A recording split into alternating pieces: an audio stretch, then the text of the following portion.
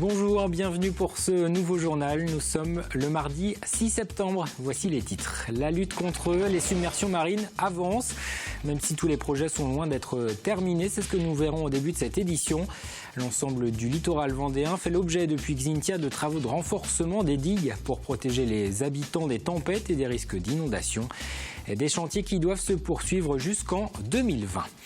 La rentrée, ce n'est pas pour tout le monde. Certains débutent tout juste leurs vacances. Ils profitent de l'arrière-saison, du calme sur les plages et des prix plus avantageux que ceux du mois de juillet et du mois d'août. Reportage dans ce journal à La Tranche-sur-Mer où le soleil et la chaleur de ce début du mois de septembre attirent les touristes et prolongent la saison des professionnels. Une météo estivale qui est regardée de près par les vignerons. Les vendanges approchent. Elles pourraient débuter en début de semaine prochaine pour les fiefs vendéens. Dans les parcelles, le constat est mitigé. L'absence de pluie cet été a freiné le développement du raisin. Mais si la quantité n'est pas là, la qualité devrait être au rendez-vous selon certains vignerons. On débute donc ce journal avec la protection du littoral, un sujet majeur dans le département depuis Xynthia. 6 ans et demi après le passage de la tempête meurtrière, les travaux de lutte contre les submersions marines se poursuivent. Dans le cadre des PAPI, ces plans d'action et de prévention des inondations adoptés sur l'ensemble du littoral vendéen ont défini une liste de chantiers à effectuer pour protéger la population des tempêtes et des risques d'inondation. Alors où en est-on dans la réalisation de ces travaux? Les explications de Pierre Dalicieux. Près de 6 ans se sont écoulés depuis le passage de la tempête Xynthia et plus de 4 depuis le lancement des plans submersion rapide. Mais sur le vaste chantier de 76 km de digues créées ou rehaussées prévues à l'horizon 2020, aujourd'hui seulement 19 km sont réalisés. Si certaines ont été renforcées comme ici à la Guérinière, dans d'autres secteurs les dossiers prennent du retard. À côté de ces chantiers qui avancent vite, d'autres doivent aujourd'hui démarrer. Les procédures ont été achevées, menées à bien. Les crédits sont disponibles, donc il n'y a plus de préalable pour que sur d'autres parties du territoire, la même dynamique soit constatée, à la fois dès 2016, mais pour les années qui viennent. Alors pourquoi tant de temps? Les contraintes administratives sont une raison, mais la culture de risque semblerait encore trop peu présente dans les esprits. Il n'y a pas de risque zéro. Même si notre société dispose d'outils très avancés sur le plan technologique, on est à la merci de la nature. La nature est plus forte que l'homme. On le voit, on l'a vu récemment en Italie avec les problèmes sismiques, mais il faut avoir cette humilité. Ça n'empêche pas qu'il ne faille pas se protéger, mais il faut développer cette nouvelle culture en se remémorant, bien entendu, et en adoptant des comportements qui nous éviteront demain de mettre des vies humaines en danger. Pointer du doigt également les contraintes financières qui retardent certains dossiers. Même si 70% des travaux sont pris en charge par l'État, la région et le département, le reste incombe aux collectivités locales. En tout, près de 78 millions d'euros sont prévus pour l'ensemble de ce plan. Et puis c'est l'une des conséquences également de la tempête Xynthia pour éviter de construire dans des zones où il y a des risques de submersion, mais aussi protéger les secteurs déjà bâtis. Des plans de prévention des risques littoraux ont été établis, des PPRL qui visent à réglementer l'urbanisation. Dans le pays des Olonnes, un PPRL a été approuvé en mars dernier. La mairie des Sables-d'Olonne le conteste. Elle a décidé de déposer cette semaine un recours devant le tribunal administratif. La municipalité s'oppose au classement en zone rouge de l'ensemble du remblai des Sables qui bloquerait certains aménagements et imposerait des travaux aux commerçants. La position de la ville des Sables est très claire. On ne conteste pas effectivement qu'à la suite de Xynthia, il faille prendre des précautions et poser des règles. On comprend très bien qu'on interdise par exemple d'habiter dans les sous-sols ou qu'on prenne des mesures de sécurité. Mais par contre, qu'elles soient aussi excessives et qu'elles visent la globalité du remblai, y compris dans sa dimension verticale, c'est-à-dire que les risques au 11e étage, si vous voulez, d'un immeuble nous paraissent extrêmement limités, voire inexistants. Et donc c'est pour cette raison qu'il aurait fallu, et c'est ce que dit la commission d'enquête, caractériser en fait et avoir un règlement propre au remblai des Sables. Et ce recours n'est pas suspensif. Pour le moment, le remblai des Sables-d'Olonne reste en zone rouge. La procédure judiciaire devrait durer au moins 2 ans. En bref, un nouveau décès sur les routes du département. Une collision entre 2 voitures a fait un mort, un homme âgé de 78 ans. Cela s'est passé ce mardi vers 15 h à Saint-Cyr-des-Gats. Avec 37 tués, le bilan de la sécurité routière est particulièrement lourd depuis le début de l'année en Vendée. Un déplacement ministériel annoncé cette semaine. Stéphane Le Foll est attendu vendredi dans le département. Le ministre de l'Agriculture et porte-parole du gouvernement doit se rendre à Landevieille pour le début des terres de gym. La plus grande fête agricole en plein air d'Europe doit accueillir 100 000 personnes pendant 3 jours. Nous aurons l'occasion d'y revenir dans une prochaine édition. J-60 avant le Vendée Globe. Le départ de la course à la voile sera donné dans tout juste 2 mois, le 6 novembre, à 13h02. Et c'est le prince Albert II de Monaco qui donnera le signal de départ au bateau. Le souverain monégasque a été choisi comme parrain de cette 8e édition. Dans un communiqué, le président du Vendée Globe, Ivo Vinet, souligne l'intérêt marqué d'Albert II pour le sport. Rappelons que le prince de Monaco a participé plusieurs fois aux Jeux Olympiques. Et du côté des skippers, la préparation au Vendée Globe se poursuit et s'accélère même.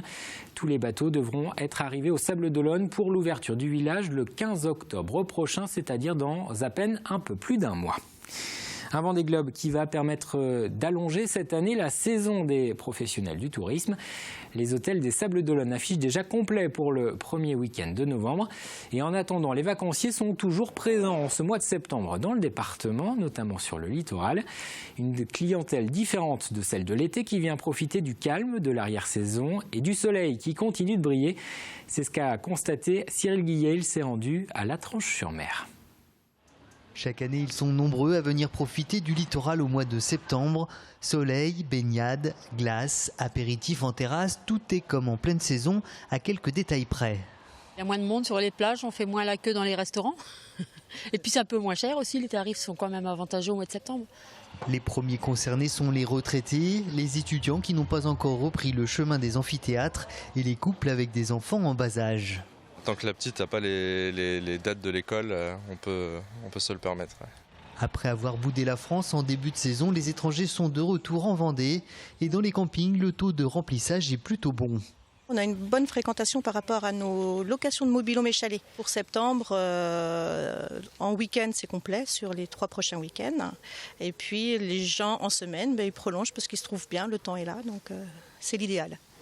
À cette saison, c'est le soleil qui dicte la durée des séjours. Les emplacements n'y trouvent peu de preneurs et les réservations sont faites que quelques jours avant l'arrivée sur place. Autre tendance, les touristes font moins de kilomètres pour partir en vacances. Beaucoup de réservations de départements limitrophes. Le pouvoir d'achat étant moindre, les gens vont moins loin, font moins de déplacements, des séjours plus courts et ils attendent aussi que les prix baissent pour pouvoir s'octroyer des vacances moins chères. Donc c'est aussi un nouveau type de consommation qu'on voit de plus en plus. Et pour répondre à cette demande grandissante, l'Office de tourisme de la Tranche-sur-Mer a lancé cette année des nouvelles formules, des packages à destination de ceux qui veulent profiter du soleil allié au calme du mois de septembre. Et pendant que certains continuent de profiter du soleil et des vacances, les plus jeunes ont repris le rythme de l'école. Et cette rentrée est marquée par quelques nouveautés. Le lycée Georges Clémenceau de Chantenay, par exemple, propose désormais une section sportive équitation. C'est la seule dans la région. 10 élèves de seconde et de première vont ainsi cette année conjuguer préparation au bac et concours de saut d'obstacles, cours en classe et séances d'équitation. Apolline Laurent a suivi Justine Sorel, élève de première scientifique. Avec sa jument Toscane de Chénet, Justine Sorel est dans son élément. L'équitation fait partie de sa vie depuis l'âge de 4 ans, alors intégrée la toute première section sportive équitation de la région, ouverte au début de l'année au lycée Clémenceau, sonnait comme une évidence. Dès que j'ai su qu'il y avait eu la section, je pouvais pas faire autrement. C'était obligé pour moi de la faire. J'étais déjà au lycée et même si j'avais pas été au lycée, je pense que j'aurais tout fait pour la faire. C'est un moyen de me perfectionner et de continuer ma passion, donc c'est hyper important. Recrutée pour ses résultats scolaires, son très bon niveau d'équitation et ses classements au concours, Justine, tout comme ses 9 autres camarades de seconde et de première, vont pouvoir concilier tout au long de l'année avec le sport et les études. Je pense que ce sera plus vraiment quand on sera vraiment la tête dans les cours et que là on pourra venir monter à cheval, ça va nous permettre de nous aérer. À raison de 4 heures de pratique par semaine et d'1 heure de théorie, l'objectif de cette section est avant tout de permettre à ces jeunes passionnés de progresser dans leur discipline sportive et de leur apporter un équilibre. Ça me comble complètement, quoi. J'ai pas de moment où je me pose des questions. De toute façon, aujourd'hui, je vais faire du cheval comme demain, comme après-demain, comme tous les jours. Je pense que je pourrais pas faire autrement maintenant. Pour le proviseur du lycée et l'équipe enseignante porteur du projet, il n'est pas question de faire de ces élèves des futurs professionnels du monde équestre. Clairement, on est dans une section sportive scolaire, on n'est pas dans une formation spécifique qui débouche sur les métiers de l'équitation. Nous, on est dans un lycée général et technologique.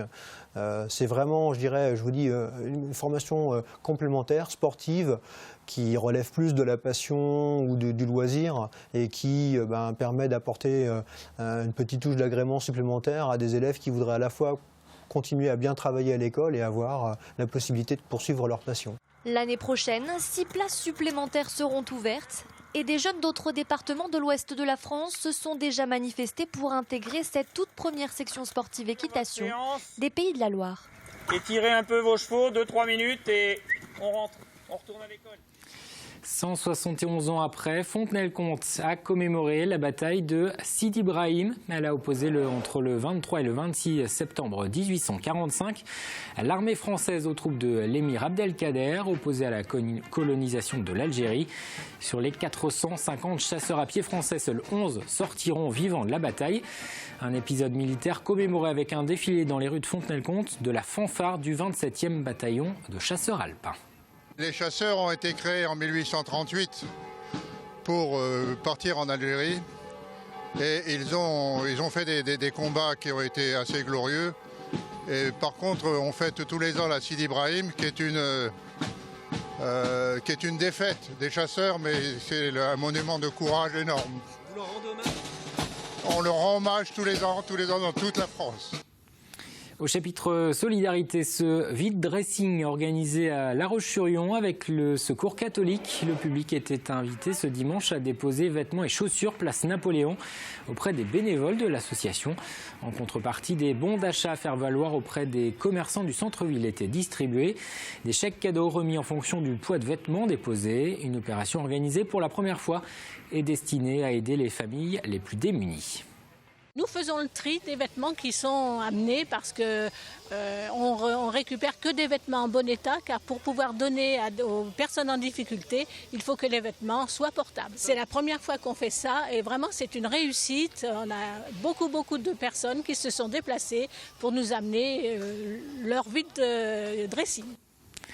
La levée du ban des vendanges pourrait avoir lieu la semaine prochaine. Cette décision publiée par la préfecture autorisera les vignerons à débuter la récolte des raisins. Ces vendanges 2016 s'annoncent contrastées pour les producteurs de vin vendéens. Certaines parcelles ont en effet particulièrement souffert de la météo de ces derniers mois. Les conditions climatiques particulièrement changeantes ont perturbé le développement des raisins. La quantité ne sera pas forcément au rendez-vous cette année. Exemple du côté de l'appellation Fief vendéen à Grégoire de Châtillon. À première vue, la sécheresse ne se voit que sur le sol. Et pourtant, le vignoble du château de Rosnay souffre aussi du manque d'eau. Ça va faire bientôt 16 ans que je suis sur le vignoble de Mareuil. La dernière année où on a eu vraiment des conditions de sécheresse comme ça, c'était en 2003. Plantée l'année dernière, cette parcelle montre alors sur un grand nombre de ses pieds un feuillage flétri et parfois grillé. Plus loin, il n'est pas rare de voir des grappes comme celle-ci avec des raisins loin d'atteindre leur dimension normale. C'est vrai que sur des années normalement classiques, des baies comme ça, on n'en a quasiment pas. C'est des grains qui peuvent être 2 fois, voire 1 fois et demie plus gros, quoi. Une dizaine d'années est nécessaire au pied de vigne pour bien s'installer et mieux résister à la sécheresse, ce qui n'est pas encore le cas sur ces rangs. Vous voyez la taille du pépin et par rapport à la peau, le jus est quand même, il n'y a pas trop de pulpe en fait, hein. Donc ça risque de pénaliser la récolte, ça c'est certes. On aura moins de rendement de toute façon cette année, on le sait, dû principalement aux différentes conditions climatiques qui ont été quand même assez difficiles pour 2016. Avant la sécheresse de cet été, d'autres épisodes météo ont laissé aussi, rappelez-vous, leur empreinte sur les vignes. On a eu un hiver 2015-2016 très pluvieux, très doux. Donc un repos qui n'était pas complet pour la vigne, un hiver qui a été un froid qui est arrivé tardivement, donc c'est-à-dire quand même sur le mois d'avril. Donc les vignes ont malheureusement vécu on va dire 2 à 3 quand même dates de gelée assez importantes. Et puis on a eu la grêle fin mai qui a quand même impacté au niveau des pieds. Résultat, 30 à 40% de pertes pour ce vignoble de 90 hectares qui produit en moyenne entre 600 et 650 000 bouteilles par an. Le point positif ici, parce qu'il y en a un, et pas des moindres, et que le cru 2016 pourrait bien être exceptionnel. Et voilà qui nous amène à la météo. Le beau temps va se poursuivre avec un temps très estival encore ce mercredi. Un large soleil après un léger voile nuageux dans la matinée. Comptez à 17 à 18 degrés pour les minimales.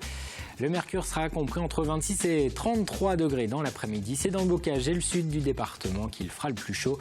Le bulletin complet, c'est dans un instant avec Fanny Poirier. C'est la fin de cette édition. Merci de l'avoir suivi.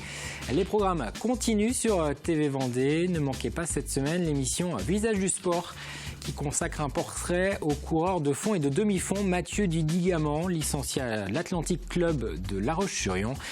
Visage du sport, c'est à retrouver ce mercredi à 19h15. Moi, je vous donne rendez-vous demain pour un nouveau journal.